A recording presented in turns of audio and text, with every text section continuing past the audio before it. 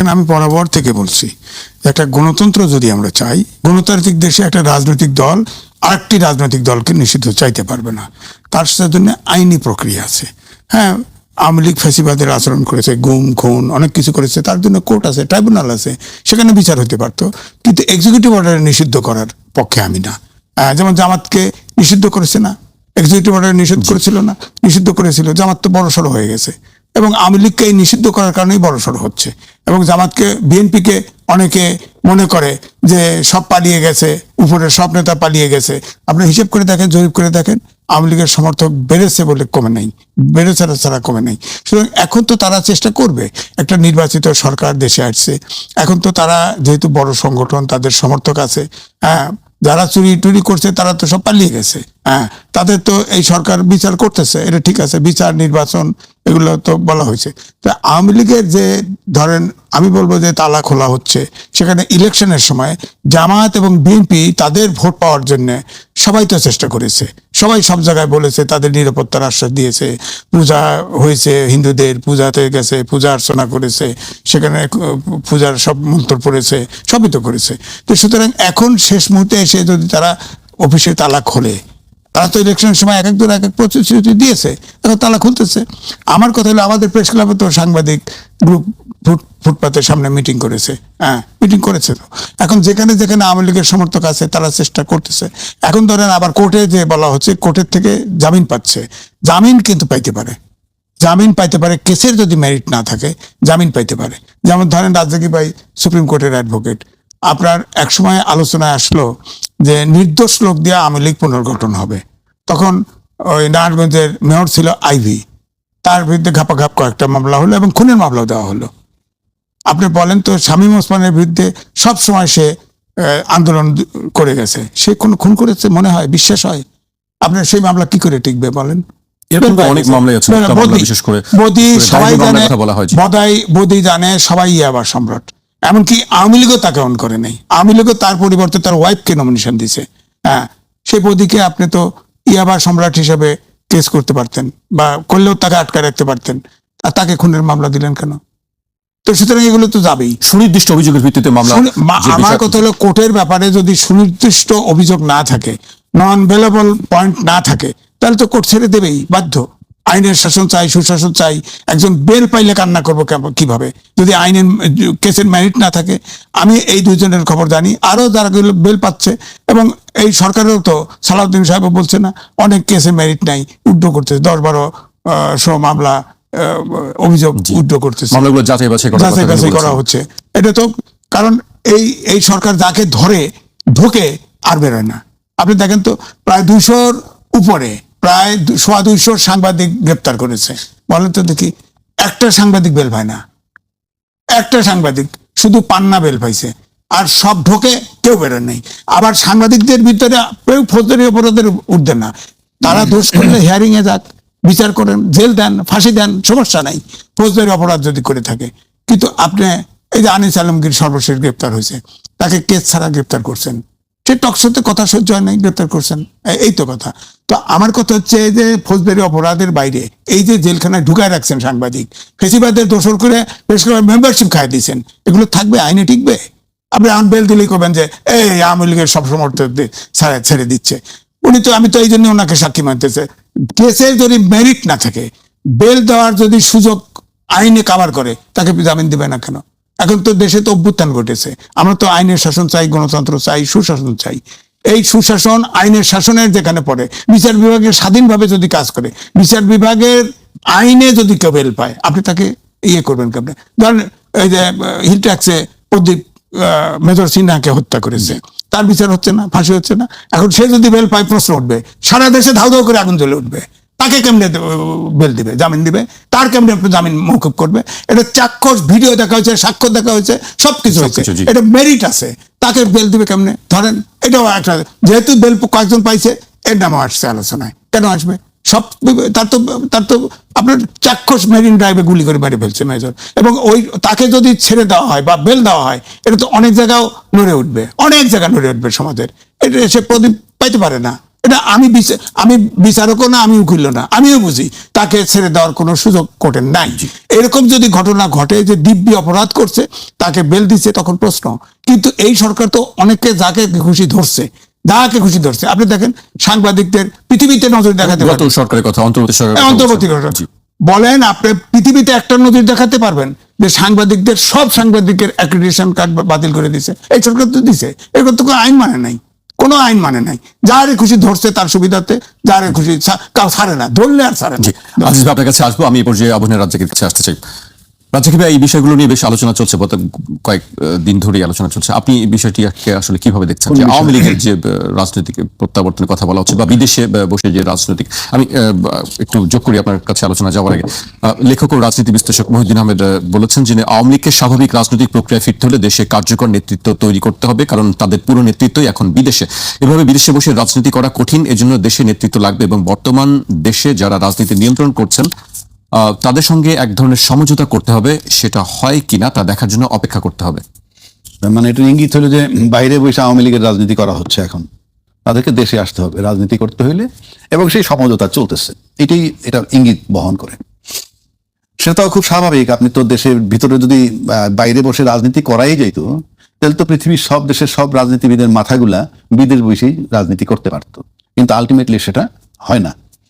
এখন আওয়ামী লীগের যে রাজনীতিটা এখনো চলমান, সেটা হলো দেশের ভিতরে তার যথেষ্ট প্রিভিলেজ আছে।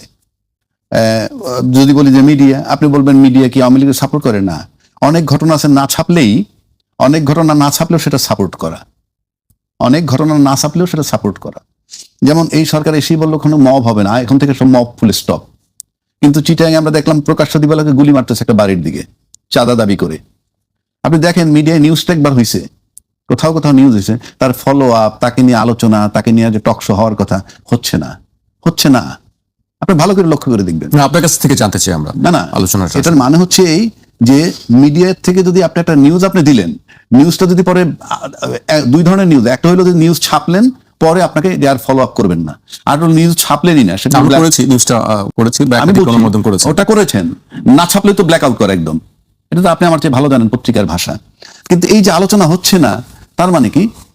আপনি আস্তে আস্তে দেখবেন যে মব নাই মানে কি? মানুষ জানে কেমনে? মানুষের জানার সূত্র তো মিডিয়া যদি সেটাকে আড়াল করে দেয়, তাহলে তো আপনি আর জানবেন না। এখন আপনি যদি বলেন মিডিয়া কেন, এই প্রশ্ন আপনি প্রশ্ন করছি না, উত্তরও চাচ্ছি না, কারণ আমি জানি, আমি আবহাওয়ায় থাকি, এই দেশটা কেমনে চলে, মিডিয়াটা কেমনে চলে, এটা আমাদের ধারণা আছে। এই কারণে আমি আপনাকে প্রশ্নও করি না, উত্তরও চাচ্ছি না। এবার আসেন, আপনি নিষিদ্ধ করা আছে আওয়ামী লীগ। জানতে চাই আপনার কাছে, আপনি যে ধারণাটা পোষণ করেন, সেই ধারণাটা আসলে আমাদের জন্য জানতে পারলে ভালো হতো। না, ঠিক আছে, এটা আরেক সময় জানাবো। জি, আচ্ছা, নিশ্চয়ই। আওয়ামী লীগের কার্যক্রম নিষিদ্ধ আছে। কে করছে কার্যক্রম নিষিদ্ধ? বিগত সরকার, মানে অন্তর্বর্তীকালীন সরকার। কিন্তু তার আপাতত কার্যক্রম, আপনার তো নির্বাচন হয়েই গেছে, এখন অফিস খুইলা দুইটা স্লোগান দেওয়াটাই কার্যক্রম। তো অফিস খুলতে সে এসে নির্বাচন বাতিল চাইবে? কেন চাইবে? তাদের যেটা দরকার সেটা যদি এই সরকার আসার পর পাইতে থাকে, সমস্যাটা কোথায়? জামিন হচ্ছে। কালকে আওয়ামী লীগ সরকার ক্ষমতা আসলে তো সবাই টাকা জামিন দিত, জামিন তো পাচ্ছে। অফিস তো খোলা হচ্ছে। এখন আপনি যদি অফিস কার্যক্রম নিষিদ্ধ আছে বলে বলতেছেন আমরা এটা চালু করব না, যেহেতু কার্যক্রম নিষিদ্ধ আছে, তাদের বিচার না হওয়া পর্যন্ত অফিস তো খুলতেছে, আপনি দেখেও দেখবেন না। আমি কিন্তু ভাই আওয়ামী লীগের বিরোধিতা, আমি ক্রিটিক্স, একজন আলোচক হিসেবে আলোচনা করতেছি। সমস্ত আওয়ামী লীগ ছেড়ে দিলে আমার কিচ্ছু আসা যায় না। কালকে যদি আওয়ামী লীগ বিএনপি মারামারি করে, আওয়ামী লীগ জামাত মারামারি করে, বিএনপি আওয়ামী লীগ মিল্লা জামাত, আমার কিছু আসা যায় না। আমি একজন আলোচক হিসেবে আলোচনাটা করতেছি। আপনি একদিকে বলতেছেন, সরকার বলতেছেন কি কার্যক্রম নিষিদ্ধ, কিন্তু জামিন পাচ্ছে, অফিস খোলা হচ্ছে। আবার বলা হচ্ছে সরকার বহাল রাখছে, বলতেছেন বিগত সরকার, কিন্তু অ্যাকশনে কিন্তু আর ঠিক উল্টাটা। তালা খুলছে, তারপরে জামিন পাচ্ছে। এগুলো তো সব ভাইটাল ব্যাপার। আমি বলছি না তার আটকে রাখেন। আজিজ ভাই যেমন বললো যে কোর্ট আটকে রাখতে পারে কি পারে না, সেটা আমার বিষয় না। আর রাজনৈতিক বিষয়গুলা এই প্লেইন ওয়েতে দেখা যায় না। রাজনৈতিক সিদ্ধান্তগুলো রাজনৈতিক ভাবে হয়। ওই যে 1000 কতগুলি মামলা যে ছাড়লো, রাজনৈতিক ভাবে একবারে বাতিল করে দিল, এটা দোষ নয়। আমি বলছি রাজনৈতিক বিষয়গুলো রাজনৈতিক সিদ্ধান্তে হয়, কাজে আপনি আজিজ ভাই যে গয়রহ বইলে দিল, কোর্টে যাবে, জামিন দিবে, অমুকে কে খুনের আসামি কিনা, এরকম হাজার হাজার লক্ষ লক্ষ লোক 50 বছরে ধরছে আর ছাড়ছে, ওই জায়গায় খুন হয়েছে ডাউট করে ধরে নিচ্ছে। এখন আপনি হাসিনার বেলায়, পলিটিক্যাল লিডারের বেলায় আমরা একভাবে বলি, আপনি ধরবেন কিভাবে ধরে, আমি সাপোর্ট করতেছি না, কিন্তু গয়রহ তো প্লেন মিনিং না, এগুলো রাজনৈতিক বিষয়গুলো, রাজনৈতিক সিদ্ধান্ত। এখন আসেন সরকার শান্তিপূর্ণ থেকে, সরকার চায় কিন্তু শান্তিপূর্ণ থাকতে, কারণ আপনি যদি আওয়ামী লীগের যে কাজগুলো যে বুঝাই তো যায় ফেভার হচ্ছে, ফেভার না হইলে আপনার আওয়ামী লীগের তালা খোলে কেমন অফিসের, আবার তারা জামিন পাচ্ছে, তাহলে টু সাম এক্সটেন্ট ফেভার হচ্ছে যেভাবেই হোক। আচ্ছা, এখন আসেন শান্তিপূর্ণ থাকতে হবে সরকারকে, কারণ আপনি যদি সরকার টালমাটাল অবস্থায় চলে যায় তাহলে তো স্মুথলি এই কাজগুলো করতে পারবেন। আপনি দেখেন নির্বাচনের কিছুদিন আগে থেকে, বিশেষ করে তারেক রহমান সাহেব আসার পর থেকেই কিন্তু আওয়ামী লীগের খন্ড খন্ড ঝটিকা মিছিল টিছিল হইতো, তা নাই, এবং এখন তো নাই। কারণ কি? ইট ইজ এনশিওর যে কিপ সাইলেন্ট, দেখা যাক কি করা যায়। কারণ নির্বাচনের আগেও প্রতিশ্রুতি দেওয়া হয়েছে, আমরা ক্ষমতায় গেলে আপনাদেরকে দেখবো, আপনাদের বিষয়গুলো আমরা দেখবো, বলা হয়েছে। তো বলা হইলে আর সরকারকে শান্তিপূর্ণ থাকতে হবে, আর শান্তিপূর্ণ থাকতে হলে শান্তিপূর্ণ ভাষণ, শান্তিপূর্ণ বক্তব্য দিতে হবে। যেমন ধরেন কি বলে, নাহিদ সাহেবরা 6টা সিট পাইছে, তাদেরকে দিয়ে আমরা আশা করি সামনে আরো বেশি সিট পাবে, একসময় সরকার গঠন করবে, এটা আমরা প্রত্যাশা করি। এই যে অনুপ্রেরণামূলক বক্তব্য, এটা কিন্তু ভালো জিনিস, জিনিসটা ভালো, কিন্তু এইগুলি বলে যদি শান্তিপূর্ণ না থাকে, এই কাজগুলো আমার করা কঠিন হবে, এই কাজগুলো কঠিন হবে। আপনি ভালো করে লক্ষ্য করে দেখেন যে আওয়ামী লীগ যদি পর্যায়ক্রমে সব লোক ছাড়া পেয়ে যায়, হ্যাঁ, আওয়ামী লীগের সবচেয়ে বড় শত্রু কারা? এনসিপি। তো যখনই তারা মাঠে পাবে, আসবে এবং হবে, তখন তো একটা শত্রুপক্ষ থাকবে, তাদের সাথে তাদের অবস্থানটা কি হবে? এর মানেই না আমি সিদ্ধান্ত যারা জানে, কিন্তু প্রশ্ন হচ্ছে যে এটা যদি মাঠে ব্যাপকভাবে বের হয়ে চলে আসে, তাহলে কি দাঁড়াবে রেজাল্টটা? আওয়ামী লীগের শত্রুপক্ষে এনসিপি, কোনো ডাউট নাই এতে। শুধু এককভাবে এনসিপি নাকি অন্য কোনো আরো দল আছে? আর কোনো দল এই মুহূর্তে তার শত্রু নাই, আর জামাতও তাদের সবসময় তারা শত্রু বলে। অন্য কোনো দল নাই কেন? তারা একবার বলছে আন্দোলনে ছিলাম, আবার একটা সময় বলছে আমরা আন্দোলনে নাই। এবং রাষ্ট্রপতি সম্প্রতি ক্লিয়ার করে দিচ্ছে যে আমাকে টিকায় রাখছে, আমি সাংবিধানিক ধারাবাহিকতা বজায় রাখার জন্য যারা আমাকে হেল্প করছে সেটা হলো বিএনপি এবং আর্মি। তার মানে বিএনপির ব্যাপারে সে ক্লিয়ার করে দিল যে জুলাই আন্দোলনের সাথে তারা সক্রিয় না, সোজা হিসাব। তাহলে একমাত্র শত্রু এনসিপি আমার বিবেচনায়, এবং রাষ্ট্রপতি সেটা স্টাবলিশ করে দিলেন। তো সেক্ষেত্রে তাদেরই চিন্তার বিষয়। এটা সামনে কি হবে আমরা জানি না। এখন তো আপনারা স্লো দেখতেছেন, এই এখন যদি বদিউল জামান মুক্তি পেয়েছে, ফর এক্সাম্পল, জামিনে মুক্তি পেয়েছে, সে কিন্তু মাদক সম্রাট। আমরা আবার একদিকে কিন্তু মাদক দমাই, এটা ভালো কাজ। আপনি মাদক যাতে না থাকে ভিতরে, মাদক নিয়ন্ত্রণ করবেন, কেউ মাদক সেবন না করে, সব ঠিক আছে, কিন্তু পাইলে তাদেরকে ধরবেন, কারো কাছে মাদক পাইলে। তো বদি তো মাদকের সম্রাট ছিল, সে জামিনটা পেল কি জন্য? কথার কথা বলছি। আবার মাদকের সাপ্লাই লাইন যদি সব ঠিক থাকে, যেমন আপনি বাসায় বসে ট্যাপ সারেন, ওয়াসার থেকে যদি পানি সাপ্লাই না থাকে, পানি বেরোবে? তো আপনি মাদক যে সাপ্লাই, মাদকের তো দুইটা জায়গা, এক বর্ডার ক্রস করে আসে, অথবা আপনি এইটাই তো বুঝি না যে আসলে বর্ডার ক্রস করে কিভাবে আসে। আমি বলছি হয় বর্ডার ক্রস করে আসবে, আমরা আপনি নিজ উৎপত্তি করবেন, আর তো কোনো রাস্তা নাই। আসার তো জায়গা দুইটা, আসার তো ওয়ে দুইটা, একটা নিজের দেশে বানাবেন, আর একটা বাইরে থেকে, আর বাইরে আসবে, এই এছাড়া তো উপায় নাই। তো সেগুলো কন্ট্রোল করার দায়িত্ব কার? ওইগুলা হইলে তো আমার এখানে মাদকের জন্য আমার পোলাপান পিটাইতে হয় না, দাবড়াইতে হয় না, আমার তো পিটাইতে হয় না তাদেরকে। তা আপনি মূল জায়গায় হাত দিবেন না। যেমন ধরেন এখন আজকে এই সরকার ইলেক্টেড গভর্নমেন্ট আসছে, এখন দেখবেন আওয়ামী লীগ এত বেশি রিল্যাক্স, তারা কিন্তু পালানোর জন্য অস্থির না। এবং ইন্ডিয়ান ভিসা তো খুব জটিল অবস্থায় ছিল দীর্ঘদিন, আমি জানি স্বাভাবিক হচ্ছে, এখন স্বাভাবিক হচ্ছে। কথা হচ্ছে, গতকালও কথা হচ্ছে। হ্যাঁ, স্বাভাবিক হচ্ছে কেন? তখন তারা চিন্তা করছে আমার 10 লাখ লোক হয়তো এইখান থেকে চলে যাবে ইন্ডিয়ার ভিতরে যাইতো গিয়ে। তো এখন ইন্ডিয়ার ভিসাটা কঠিন হয় কি হয়েছে? হ্যাঁ, ওখানে গিয়ে রোহিঙ্গার মতো 10 লাখ একত্র হইতে পারে নাই। আর এখন ভিসা রিল্যাক্স হলে কি হবে? তারা তো দেশেই সেফ, সুতরাং যাওয়া আসার প্রয়োজন নাই। যদি দরকার হয় মিটিং করতে যেতে পারে। সেই জন্য আমি বলতেছি, মানে কি আওয়ামী লীগের বহু নেতৃত্বখানা আছে না, আমরা গণমাধ্যমের রিপোর্টে দেখলাম যে 600-র উপরে নেতা সেখানে আছেন। আচ্ছা, আমি কিন্তু কোনোটাই দোষ ধরতেছি না, গুণও ধরতেছি না, আমি একজন আলোচক হিসাবে আলোচনা করতেছি আমার আইনের শাসনটা কোথায়। আপনি একদিকে কার্যক্রম নিষিদ্ধ রইল, নিষিদ্ধ থাকাতে একটা আইন প্রজ্ঞাপন জারি করছিল, সেটাকে আপনি উইথড্র করলেন না, অথচ অ্যালাউ করা হচ্ছে। একটা দেখেন, পৃথিবীতে উন্নত বিশ্বে আইনের শাসনটা দিয়ে রাষ্ট্র শক্তিশালী হয়। আপনি দেখেন ট্রাম্প কিন্তু একটা বিরাট টেরেই বসাইছিল ওয়ার্ল্ড ওয়াইড, সেটা সুপ্রিম কোর্ট জাজমেন্ট দিয়ে বাদ দিয়ে দিয়েছে। বাংলাদেশে কার সিনায় কোন বল আছে যে সরকার একটা সিদ্ধান্ত নিবে আর চট করে সুপ্রিম কোর্ট নিষেধ করে দিবে? আমি দেখি নাই। অর্থাৎ আইনের শাসনটা এমন জিনিস, ট্রাম্প পর্যন্ত, ট্রাম্পেও কেয়ার করে নাই। আর আমার দেশে আইনটাকে আমি আমার মতো করে, মানে আইনটা স্বাধীনভাবে চলতে পারে না। আমরা অতীতে দেখছি যে জনগণ যে সিদ্ধান্ত নিছে, জনসিদ্ধান্ত ছিল কেয়ারটেকার গভর্নমেন্ট, সেইটা কোর্টে নিয়ে যাওয়ার পর কোর্ট একটাবার বললো না যে এটা তো আমরা উই ক্যানট এন্টারটেইন ইট, এটা জনসিদ্ধান্ত। আবার জনগণ যদি না চায় বাতিল করবে, কিংবা পার্লামেন্ট ডিসাইড করবে না, এন্টারটেইন করলেন, XYZ দরখাস্ত দিল, এখন আজকে তার করুণ পরিণতি, সে এখন কারাগারে বসে আছে, chief justice of Bangladesh. Which is very painful. সে কারণে আমি বললাম যে আওয়ামী লীগের সবচেয়ে বড় শত্রু হলো এনসিপি। সেই আওয়ামী লীগ যত বেশি সক্রিয় হবে, এনসিপি তত বেশি দুশ্চিন্তায় পড়বে।